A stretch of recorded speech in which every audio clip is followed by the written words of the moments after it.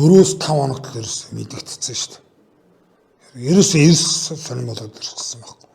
Яг мэдэгдэл өөр ирэхгүй бүр ингээд бүр хачин гоё болоод ерөөс.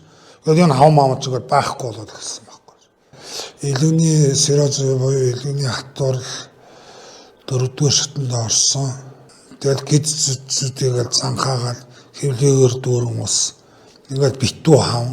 Янз янзын бүтээгдэхүүнүүд гараад тэр нь сайн энэ муу гэж ерөөсөө тэгээд ерөөсөө яхаж тэгээд нэг тариагаа хэлдэг 100 г альбом гэн тэр маань өсрээд нэг 4-5 хоног ярьдаг. Тэгээд тарианд ордог.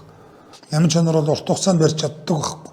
Би амин чанар уусны хүчин ингээ босоо явж шүү дээ. Хүн нэг альва нэг юм өөрийнхөө өсөл зорилгод хүрэхэд нэг юм гоё ингээл бүтээд ирэхэд ямар гоё болдгоо. Амин чанар бол яг тийм шүү дээ. Уугаад ирэхэд бол нэг сайхан нэг мэдрэмж төрүүлдэг. Зөвхөн мэдэгдэж байгаагаар 3400 орчим хүн байгаа байхгүй юуны сироз өвчнөр.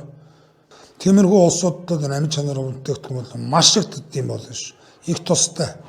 Бүгд сайн, бүгдийг муулж авах шиг эбамаас тэр гитсэнон супер альбом бүгд сайн. Гэтэ амин чанар шиг намайг босгож ирж чадаагүй ш. Энийг ганцхан эргэлзэх сэтгэл байхгүйгээр зөвөр л өөрийнхөө яагаад хэрэглээл үз. Хэрэгсэн хүн л ойлгоод ш.